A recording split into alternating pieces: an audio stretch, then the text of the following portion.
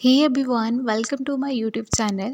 So in today video we shall discuss about high altitudes and deep water respiratory stress. So जब हम high altitude पर जाते हैं तो हमारी बॉडी में क्या क्या चेंजेस आते हैं। फर्स्टली हम देखेंगे हाई एल्टीट्यूड्स के बारे में, जिसमें हम स्टडी करेंगे कि हाई एल्टीट्यूड पर जाने से हमारी बॉडी में क्या क्या फिजियोलॉजिकल चेंजेस देखने को मिलते हैं।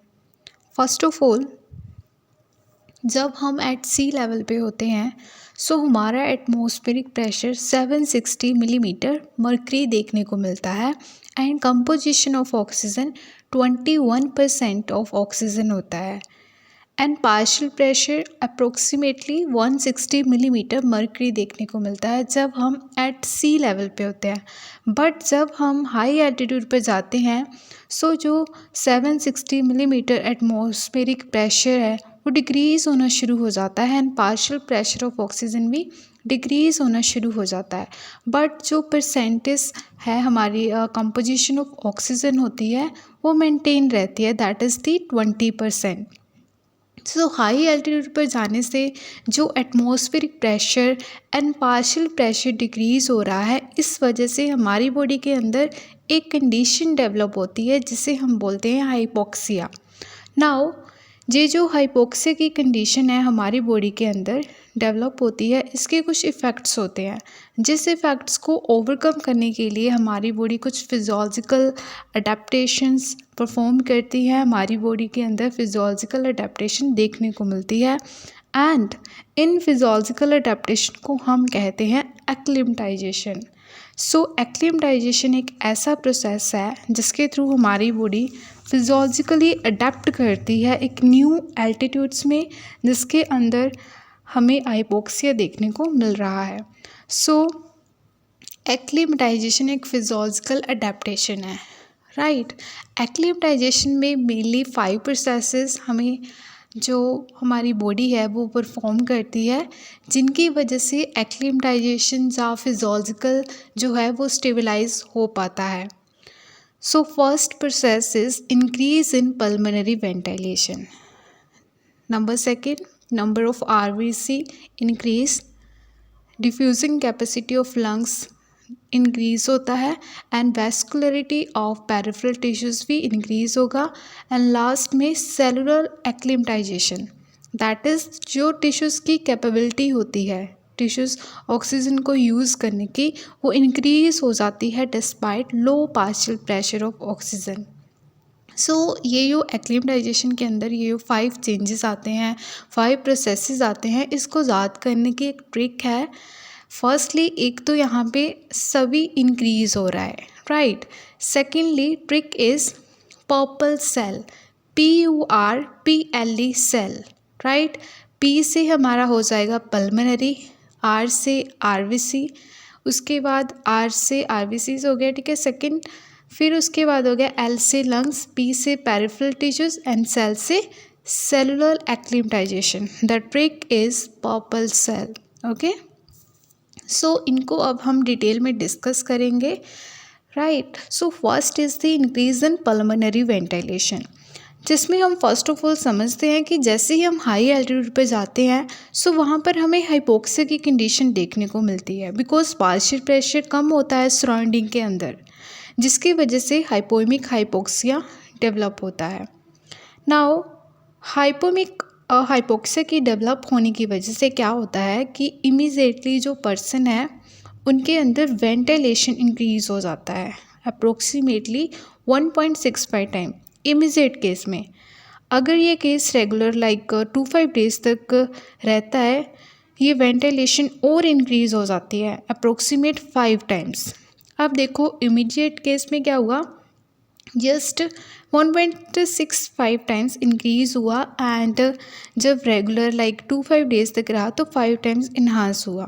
नाउ ऐसा क्यों होता है, इसको अब हम डिटेल में समझेंगे कि इसके पीछे क्या फिजियोलॉजिकल रिस्पॉन्स है जो बॉडी दिखा रहा है, ओके। नाउ जो एक्चुअली में क्या होता है कि जो सराउंडिंग में पार्शियल प्रेशर ऑक्सीजन है हाई एल्टीट्यूड्स में वो कम है, ठीक है। नॉर्मल आर्टियल ब्लड में पार्शियल प्रेशर अप्रोक्सीमेट हमारे पास 100 मर्करी मिलीमीटर मर्क्यूरी होता है, बट जे 100 से कम होके 60 से भी नीचे चला जाता है, सो इसकी वजह से पेरिफेरल केमोरिसेप्टर्स क्या होता है उसके अंदर जैसे मेनली आते हैं कैरोटिड बॉडी, आर्टिक बॉडी, जो स्टिमुलेट होते हैं ग्लोसोफ्रेंजियल नर्व एंड वेगस नर्व के थ्रू स्टिमुलेट करते हैं। सो रेस्पिरेटरी सेंटर को ये स्टिमुलेट करेंगे। रेस्पिरेटरी सेंटर स्टिमुलेट होने की वजह से हमारा वेंटिलेशन इंक्रीज होता है, इससे ऑक्सीजन का डिफ्यूज़न अंदर की तरफ एंड कार्बन डाइऑक्साइड का रिलीज़ होता है। सो नाउ अगर कार्बन डाइऑक्साइड का एक्सपिरेशन बहुत ज़्यादा हो जाएगा, सो क्या होगा कि आर्टियल ब्लड में कार्बन डाइऑक्साइड का जो partial pressure of carbon dioxide है वो कम हो जाएगा, ठीक है। इससे क्या होगा, H+ कंसनट्रेशन वो भी क्या होगा, कम होगा, बिकॉज अल्टीमेटली हमें पता है कि कार्बन डाइऑक्साइड ब्लड के अंदर वाटर के साथ रिएक्ट करके कार्बोनिक एसिड बनाती है, ठीक है, एंड वो फिर H+ एंड H2 पॉजिटिव में क्या हो जाता है, डिसोशिएट होता है। So that is Y carbon dioxide he आर्टियल blood में कम होगा, तो उससे बनने वाला H+ भी हमारे पास कम होगा, जिसकी वजह से ब्लड में pH जो है वो इंक्रीज़ हो जाएगा। नाउ ये जो partial pressure of carbon dioxide है वो इनहिबिट कर देता है सेंट्रल केमोरिसेप्टर्स को, जिसकी वजह से क्या होगा कि वेंटिलेशन जो है डिक्रीज़ हो जाता है। मीन एक तरफ तो आप देखो वेंटिलेशन इंक्रीज़ हो रहा है, ठीक है, और दूसरी तरफ वेंटिलेशन जो है डिक्रीज़ हो रहा है, ठीक है।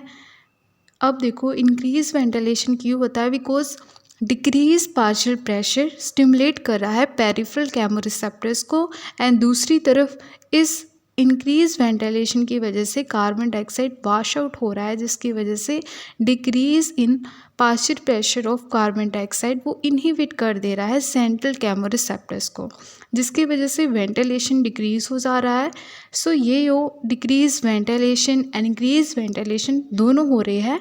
इस वजह से जो वेंटिलेशन है वो इंक्रीज़ हो रहा है, वो उतना इंक्रीज़ नहीं हो रहा है जितना हो सकता है, ठीक है, जिस वजह से ये ओनली 1.65 टाइम्स हमें देखने को मिलता है इमीडिएट रिस्पॉन्स के केस में।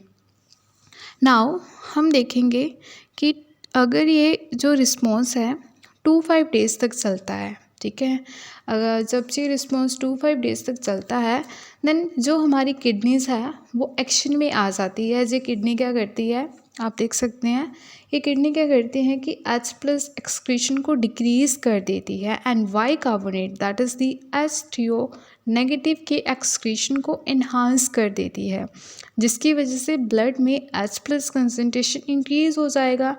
सो जो pH पहले बढ़ा हुआ था वो क्या होगा, अब नॉर्मल हो जाएगा, स्टेबल हो जाएगा। ये नॉर्मल pH क्या करता है, ये जो इनहिबिशन आ रहा था सेंट्रल केमोरिसेप्टर्स से उनको हटा देता है। सो अब जैसे ही इनहिबिशन हट जाता है, सो अब ये वेंटिलेशन अपने आप को प्रॉपरली मेंटेन कर देता है, ठीक है। So that is Y 5 times ventilation हमें इन केस में देखने को मिलती है।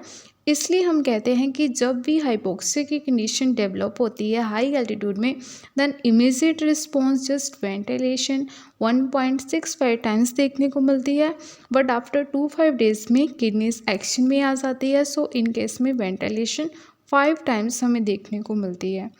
सो जी हमने एक्लिमेटाइजेशन का first step that is the increase in pulmonary ventilation detail में डिस्कस किया। नाउ हम बाकी प्रोसेसेस डिस्कस करेंगे। नेक्स्ट वी नो, हमें पता है कि ब्लड के अंदर इंक्रीज नंबर ऑफ RBCs देखने को मिलता है, ठीक है। इसका रीज़न होता है, एक फैक्टर होता है HIF that is the hypoxia inducible factor, जिसको हम क्या बोलते हैं, मास्टर स्विच ऑफ हाइपोक्सिया कहते हैं। अब इसे हम जो हाइपोक्सिया इंड्यूसिबल फैक्टर है इसको हम मास्टर स्विच ऑफ हाइपोक्सिया क्यों कहते हैं वो हम आगे डिस्कस करेंगे। फर्स्टली जो HIF है वो एक DNA बाइंडिंग ट्रांसक्रिप्शन फैक्टर होता है, जो कि नॉर्मल कंडीशन के अंदर ये डाउन रेगुलेटेड स्टेट में होता है, बट जैसे ही हाइपोक्सिया की कंडीशन डेवलप होती है ये अप रेगुलेटेड स्टेट में पहुंच जाता है। सो अब जो HIF जब अप रेगुलेटेड स्टेट में पहुंच जाता है तो क्या होगा, जिसकी वजह से क्या होगा, ये स्टिमुलेट करेगा कुछ जीन्स को, ठीक है। जैसे कि आप देख सकते हो इरिथ्रोपोइटिक जीन्स को स्टिमुलेट करके इरिथ्रोपोइटिन के सेक्रेशन को एनहांस कर देगा, जिसकी वजह से आरबीसीज का प्रोडक्शन इंक्रीज हो जाएगा। VEGF vascular endothelium growth factor को ये इंक्रीज करके क्या करेगा, स्टिमुलेट करेगा जीन्स को, जिससे VEGF रिलीज करेंगे जो कि एंजियोजेनेसिस कराएंगे, ठीक है।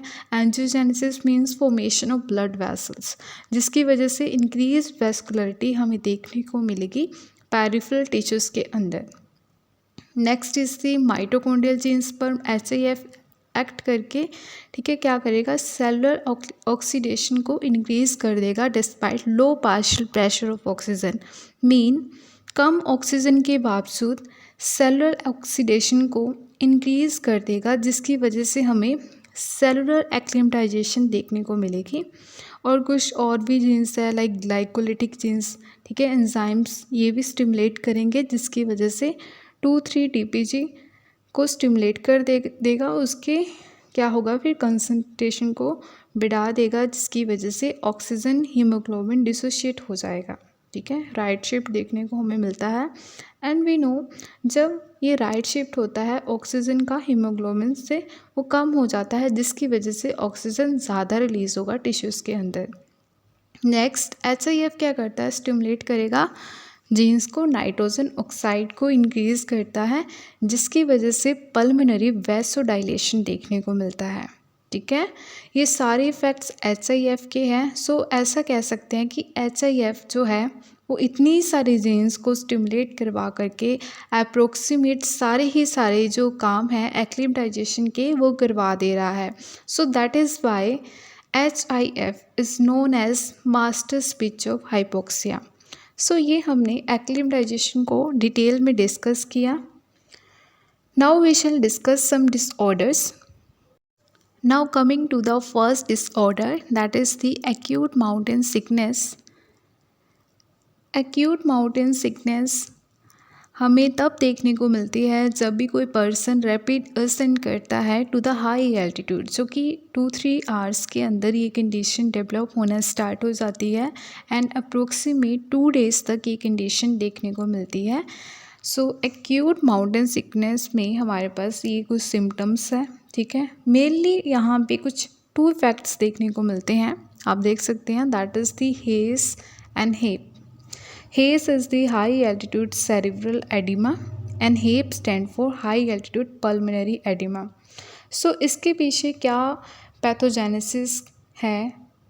हाइपोक्सिया की वजह से क्या होता है कि जनरलाइज वेसो कंस्ट्रिक्शन देखने को मिलता है। जो वाइटल ऑर्गन्स होते हैं जैसे कि ब्रेन्स, हार्ट, ठीक है, उसके अंदर क्या होता है, वेसो डायलेशन हमें देखने को मिलता है। बिकॉज हाइपोक्सिया एक ऐसी कंडीशन है जिसकी वजह से टिश्यूज़ के अंदर कम ऑक्सीजन डिलीवर होती है। सो हमारी बॉडी एक नेचुरल रिस्पॉन्स होता है उसका बॉडी का कि वो सबसे पहले जो हमारे वाइटल ऑर्गन्स है उसको प्रिजर्व करें, ठीक है। एंड इनको प्रिजर्व करने के लिए वो वहाँ पर वेसल्स को डायलेट कर देती है, जिसकी वजह से ब्लड फ्लो इंक्रीज़ हो जाता है। मीन वहाँ पे क्या होता है, ब्लड फ्लो इंक्रीज़ हो जाएगा वाइटल ऑर्गन्स। मीन कहीं से अगर देखो ब्लड इंक्रीज़ हो रहा है तो कहीं ना कहीं से ब्लड फ्लो को डिक्रीज़ करना पड़ेगा ताकि जो वाइटल ऑर्गन्स है उसमें एनहांस हो सके ब्लड का फ्लो, ठीक है। सो बाकी दूसरी टिश्यूज़ के अंदर जनरलाइज वेसो कंस्ट्रिक्शन परफॉर्म करता है, ठीक है, जिसकी वजह से वहाँ पर ब्लड फ्लो कम हो जाता है, ठीक है। ब्लड फ्लो कम हो जाएगा, वहाँ से सारा फ्लो जो है ब्लड का वो शंट होके vital organs that is the brain या फिर हार्ट वहाँ पे वेसो डायलेशन में आ जाता है। सो ये एक जनरल रिस्पॉन्स है हमारी बॉडी का, सो उसको प्रिजर्व करने के लिए वाइटल ऑर्गन्स को। सो नाउ जब ब्रेन एंड हार्ट का वेसो डायलेशन होता है देन इसमें क्या होता है कि ब्लड वेसल्स के अंदर हाइड्रोस्टेटिक प्रेशर जो है वो इंक्रीज़ हो जाता है, जिसकी वजह से फ्लूइड्स का लीकेज होने लगता है, ठीक है, सेरेब्रल टिश्यूज़ के अंदर। सो इससे एडिमास की एक कंडीशन डेवलप होती है जिसे हम बोलते हैं हेज, ठीक है, hedge that is the high altitude cerebral oedema. Now हमें पता है जो बाकी टिश्यूज़ हैं जैसे उसके अंदर वेसो कंस्ट्रिक्शन देखने को मिलता है।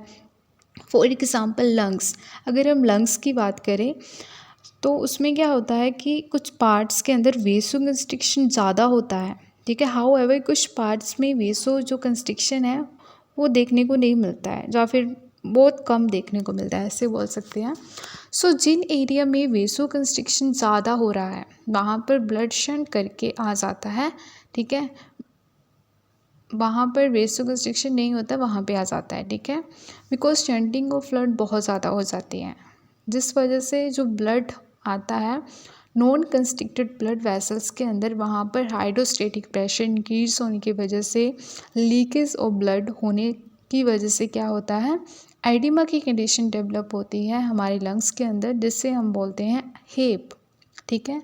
So these are the main effects of the acute mountain sickness, that is HACE and HAPE. So जब एक्यूट माउंटेन सिकनेस अपनी सिवियर कंडीशन में पहुंच जाता है तब जाकर ये जो टू फैक्ट्स है that is the HACE and HAPE हमें देखने को मिलते हैं, ठीक है ना। कुछ नॉर्मल फीचर्स है, आप देख सकते हो सिम्टम्स क्या क्या होते हैं, ठीक है। हेडेक होता है, इनएबिलिटी टू वॉक, ठीक है, ये सारे इसके सिम्टम्स है, आप देख सकते हैं, ठीक है। उसके बाद है हमारे पास treatment and prevention.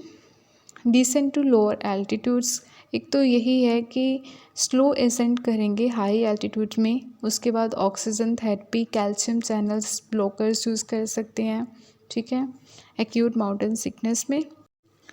So coming to the second fact that is the chronic mountain sickness. So acute mountain sickness हमें देखने को मिला था जब रैपिड असेंट हो रहा था to the high altitudes, and chronic mountain sickness हमें तब देखने को मिलता है जब कोई भी पर्सन हाई एल्टीट्यूड पर रहता है for the long duration. Now इसके इफ़ेक्ट्स क्या क्या होते हैं। सो नाउ हमें पता है कि जब हाई एल्टीट्यूड पर कोई भी पर्सन जो है वो लॉन्ग टाइम तक रहेगा तो उसकी वजह से क्या होगा, ठीक है, उसकी वजह से कुछ इफ़ेक्ट्स होंगे जो बॉडी परफॉर्म करेगा, और HIF जो रिथ्रोपोटिक जीन्स है वो इन्हांस करेगा, जिसकी वजह से आर्बिसिस एंड हेमोग्राइट लॉन्ग टर्म तक इंक्रीज रहेगा, राइट। जिसकी वजह से क्या होगा, जो ब्लड विस्कोसिटी है वो इंक्रीज़ हो जाएगी। सो that is Y blood flow decrease हो जाएगा, जिसकी वजह से ऑक्सीजन की डिलीवरी कम होएगी। ऐसा क्यों होता है, because we know that resistance is equal to 8 eta L. Eta here is the viscosity and pi r cube means resistance is directly proportional to viscosity, mean resistance of blood क्या होगा, वो directly proportion होगा viscosity, जितनी viscosity बढ़ेगी तो resistance बढ़ेगा। So blood flow कम हो जाएगा, जिसकी वजह से oxygen delivery to the tissues कम होएगा। This is the first effect. Second effect इसमें क्या होगा, वी नो दैट हाइपोक्सिया की कंडीशन में जनरलाइज वेसो कंस्ट्रिक्शन होता है। सो नाउ अगर हम लंग्स की बात करें तो उसमें कुछ वैसल कंस्ट्रिक्टेड होती हैं, कुछ अनकंस्ट्रिक्टेड होती है, जिसकी वजह से ब्लड का शंटिंग हो जाता है from the constricted vessels to the non constricted vessels.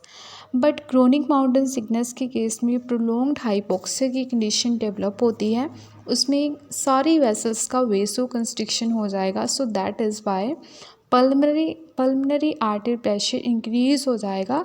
सो जिसकी वजह से पल्मनरी हाइपरटेंशन हमें देखने को मिलेगा। साइमल्टेनियसली यहाँ पर इसकी वजह से राइट साइड कंजेस्टिव जो हार्ट है वो फेलियर हमें देखने को मिलेगा, एंड इवन पर्सन की डेथ भी हो सकती है, ठीक है। इसके ट्रीटमेंट है लोअर एल्टीट्यूड्स पे रहें, ठीक है। उसके बाद ये ड्रग है that is the acetazolamide for the chronic mountain sickness. So this is all about the high altitudes respiratory physiology. So हमने अभी जो हाई एल्टीट्यूड रेस्पिरेटरी स्ट्रेस है उसके इफ़ेक्ट्स हैं, ठीक है, उसके क्या क्या ट्रीटमेंट्स है वो हमने डिटेल में डिस्कस किया। In next video, we shall discuss about the deep sea diving and stress. So if any query, you can comment in comment section. So that's all for today. Thank you.